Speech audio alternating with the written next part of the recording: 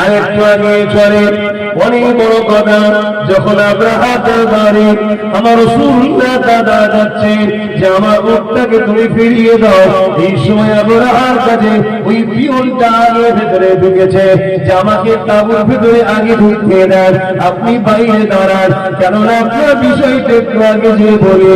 তাই ওই পিয়ন যে আব্রাহা বাদশা যে বলছে, এ বাদশাহ, যিনি এসেছে ইন্দ্রের মক্কা সর্দার, তবে সাধারণ কোন মানুষ নয়, ইনার চেহারা থেকে নূর চমকায়, ইনি এত সুন্দর মানুষ, যাকে দেখে তুমি অজ্ঞ হয়ে গিয়েছিলাম, পরবর্তীতে তাকে দেখে দিওয়ানা হয়ে গেছে। ওই সময় অহংকারী আব্রাহা বাদশা বলছে, আরে দেখো তো তোমার কথা, কে এসেছে ভেতরে আসতে দাও। প্রদীপে সিংহাসনে অহংকারের সঙ্গে বসে আছে আমার রাসূলুল্লাহ দাদা যখন আব্রাহার বাদশা ওই তাঁবুর মধ্যে প্রবেশ করতে লেগেছে, একবার যখন আব্রাহার নজরটা আমার রাসূলুল্লাহ দাদা দিকে পড়েছে, আব্রাহা চেয়ার থেকে উঠে দাঁড়িয়ে যায়।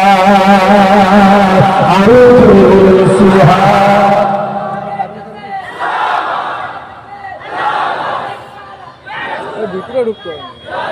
দোলজাহানের সুলতানের দাদা এসছে, তুই যত বড়ই বাচ্চা উঠে দাঁড়া, অটোমেটিক বুঝতে পারছেন? হ্যাঁ, আপনারাও নবীর গোলাম হন, যত বড় নেতা কেতা হোক দেখে দাঁড়াতে হবে। খেয়াল করছেন আমাকে দেখে কবকায় দাঁড়িয়ে গেছে, বুঝতে পারছেন না?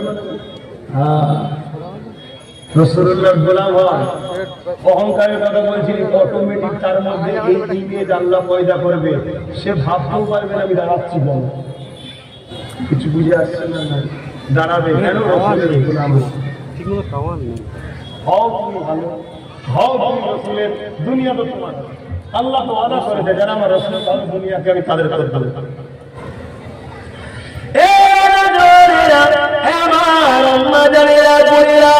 এই রবিউল চাঁদের আজ 12 তারিখে আরেকটা কথা বলে দিয়ে যায়, প্রতিটা মা বাপের দায়িত্ব হলো তার বাচ্চাদেরকে 3টে শিক্ষা অবশ্যই দিতে হবে।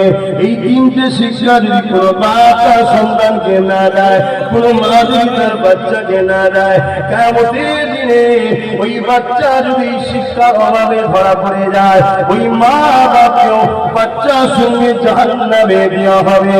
ওই 3 শিক্ষা, কি শিক্ষা? প্রথম নম্বর শিক্ষা হলো প্রতিটা বাপ মাকে রাসূলুল্লাহর প্রেম আদরের শিক্ষা দিতে হবে। দ্বিতীয় নম্বর হলো রাসূলের আহলদের প্রেম আদরের শিক্ষা দিতে হবে। 3 নম্বর হলো কোরআনের শিক্ষা দিতে হবে। যদি কোনো বাচ্চা কিয়ামতের দিনে আল্লাহ নবীর শানে গুস্তাখি করার জন্য ধরা পড়ে যায়, জাহান্নামী হয়ে যায়, ওই সময় ওই যুবকটা বলতে লাগবে, ও রব্বি আল্লাহ, আপনি আমাকে জাহান্নামে দিচ্ছেন কেন? কেন তুই আমার রাসূলের মিলাদের বিরোধী করেছিস? মূর্খ, তুই জানিস না মিলাদ তো সবার হয়, শুধুমাত্র মিলাদ আমি আল্লাহ আমার হয় না। তাই মিলাদ নবীর বানিয়ে দুনিয়ার মানুষকে নবীর গোলামরা এই মেসেজটা দিয়ে দেয়, নবী আল্লাহ নয়, নবী হলো আল্লাহর বন্ধু। নবী যদি আল্লাহ হতো তাহলে আল্লাহ তো মিলাদ হয় না। মিলাদ মানে ভূমিষ্ঠ হওয়া, মিলাদ মানে বাংলায় জন্ম হওয়া, কিন্তু নবীর সাথে আমি জন্ম বলবো না। কেন? কোরআন বলছে কত জাকুম মিনাল্লাহি নূর, আমি আল্লাহ নূর পাঠিয়েছি। যেটাকে পাঠানো হয় সেটা আগে থেকে থাকে, আগে থাকলেই তবে তাকে পাঠানো হয়। বুঝতে পারছেন তো নাকি? আমি বলবো নবী পাকের আগমন দুনিয়া জমিনে, এই যুবকেরা তরুণেরা, আল্লাহ তো মিলাদ হয় না। কেন? আল্লাহ হলেন লাম ইয়ালিদ ওয়া লাম ইউলাদ, তিনি কারো থেকে জন্ম নয়, তিনি থেকে কেউ জন্ম নয়। এই রাসূলের মিলাদ বিরোধীকারী তারা কি প্রমাণ করতে চাইছে আমি জানি না, তবে এতটুকু জানি নবীর মিলাদ যারা করে বিশ্বকে জানিয়ে দেয় যে রাসূলুল্লাহকে আমরা ঈসার মতো খোদার বেটা বলে ইহুদিদের মতো জানি না, খ্রিস্টানদের মতো মানি না, আমরা রাসূলুল্লাহকে আল্লাহর পুত্র নবী বলে মানি। আরো জোরে বলুন সুবহান। ওই বাংলা যখন বলবে আল্লাহ পাক আমি যে বিয়াদবি করেছি, এই শিক্ষা আমার বাপ মা আমাকে দেয় রে, যদি বাপ মা আমাকে শিক্ষা দিত, তাহলে আমি আপনার হাবিবের সঙ্গে বেয়াদবি করতাম না। আমার জাহান্নামে যাওয়ার কারণটা হলো আমার বাপ মা, এই তারা যেন বাদ যাবে, তাদেরকে আমার সঙ্গে জাহান্নামে দিয়ে আল্লাহ নালিশ, তাদেরকে আল্লাহ বলবে সস্তা বাংলা সত্য বলেছে, ওর বাপ মা বউয়ের সঙ্গে জাহান্নামে দাও। কেননা প্রতিটা বাপকে সন্তান দেয় আল্লাহ, তোমার দুনিয়া জমিনে ওই সন্তানকে লালন পালন করে আল্লাহর প্রেমী নবীর প্রেমী বানাতে হবে। দুনিয়াদারির জন্য ইংলিশ শিখাবে, ভূগোল শিখাবে, বাংলা শিখাবে, সায়েন্স শিখাবে, বানাবে, অঙ্ক শিখাবে, জেনারেল লাইনে শিক্ষা দেবে, দাও, এতে ইসলামের নিষেধ না। কিন্তু প্রতিটা বাপ মার দায়িত্ব সর্বপ্রথম তাকে নবীর প্রেম আদর শেখাও, নবীকে কিভাবে ভালোবাসতে হয়, নবীকে কিভাবে পেয়ার করতে হয়, কারণ করে নবীর প্রতি আদর থাকবে।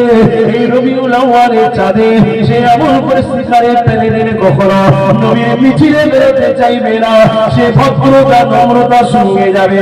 অন্যদিন ভুল করেছি আলাদা বাধা, আর যদি এই মখরুজিনী অপছন্দ জিনিস করি, না জানি আমি বিয়াদবি করে জাহান্নামী হয়ে যেতে পারি।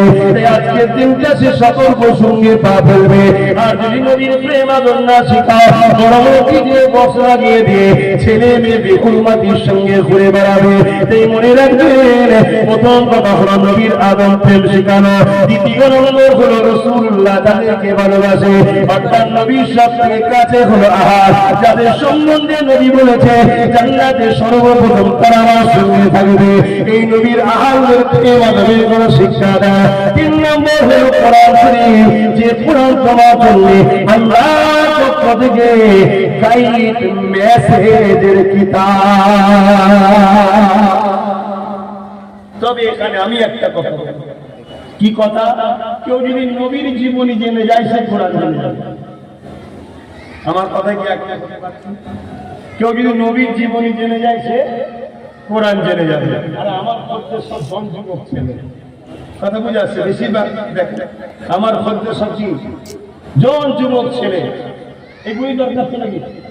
আল্লাহ করে মুরব্বীরা তো ভালো মানুষ, তারা নামাজ পড়ে, রোজা রাখি, আল্লাহ করে, এইগুলো তখন সব দরকার। এইগুলো দিকে টার্গেট তো শয়তানদের বেশি। ভুল বলছি নাকি? এদেরকে কি করে গানে নিয়ে যাবো, যাত্রায় নিয়ে যাবো, ফাংশনে নিয়ে যাবো, জুয়ায় নিয়ে যাবো, মদে নিয়ে যাবো, চুরিতে নিয়ে যাবো, খুনিতে নিয়ে যাবো, লুটাতে নিয়ে যাবো, মারপিট করতে নিয়ে যাবো, তাদেরকে নিয়ে যাবো, এইগুলো ঠিক না?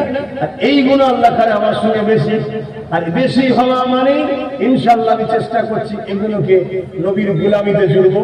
আর নবীর গোলাম যে হবে, নবী তাকে আল্লাহর দাসত্বের সঙ্গে জুড়ে জান্নাতে নিয়ে যাবে। জোরে বলুন সুবহানাল্লাহ। বুঝতে পারছো তো ভাইরা আমার? সেই নবী পাক সাল্লাল্লাহু আলাইহি সাল্লামের নূর মুবারক হযরত আব্দুল মুত্তালিব হুজুরের মনে পড়ছে তো নাকি? আরেকটুখানি আগে বলি কি হয়েছে, শুনবেন না? শুনবেন না?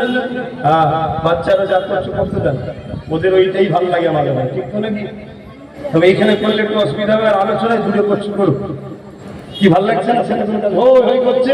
আজকের এই মজলিসটা না হলে এতগুলো বাচ্চা বলে হতো কি, ওরাই মন খুলে আনন্দ করতে পারতো। এটাই তো রাসূলুল্লাহর ওসিলায় হচ্ছে। জোরে বলুন সুবহানাল্লাহ। যার একটা মহানায়, একটা ওসিলায়, একটা মাধ্যমে, একটা আলোচনা, রাসূলের আলোচনা, মিলাদের মাহফিলের আলোচনায় এলাকার সমস্ত বাচ্চা এক জায়গায় হতে পেরেছে। তারা আজকে খুশি মনে, মনের আনন্দে এক বাচ্চা আর এক বাচ্চার কাছে ইজহার করছে, আনন্দ করছে। এটাই তো ঈদ আমাদের কাছে। কথা মাথায় ঢুকছে না? আমাদের ঈদ তো অন্য জনের মতো নয়। অন্য জনরা ঈদ বানাতে গেলে মন লাগে, লাগে না? কিছু শুকনো মুসলমান আমার, তারাও বলছে আমাদেরও লাগবে নাকি? হারাম হারাম হারাম। আর হারাম জিনিসকে যদি নবীর এই ভালো কাজের জন্য খা ফেলে যাবে, কি হবে? কথা বলছো না কেন? হ্যাঁ, সারা জীবন জাহান্নামে যাচ্ছে। খুব সাবধান, চালাকি ছুটিয়ে ফেলবে আল্লাহ। 4-5টা বদমাইশ বলবে এই জায়গায় বসে মদ খেচ্ছে, আর আড়াইজনকে বলে দিচ্ছি কি নেয়। আর সে এনেছে আনন্দের দোকান থেকে। তার দোকান থেকে? তার 3টে মাথায় জিজ্ঞেস করছে কার দোকান থেকে নিচ্ছি রে? ওই আনন্দের দোকান। কত ঝটকা, হারাম না? কি বলছে? কত ঝটকা মানে বুঝলেন না? মানে জবাই করে নয়, ঝটকা হারাম। তো তখন থেকে নিচ্ছিস কেন?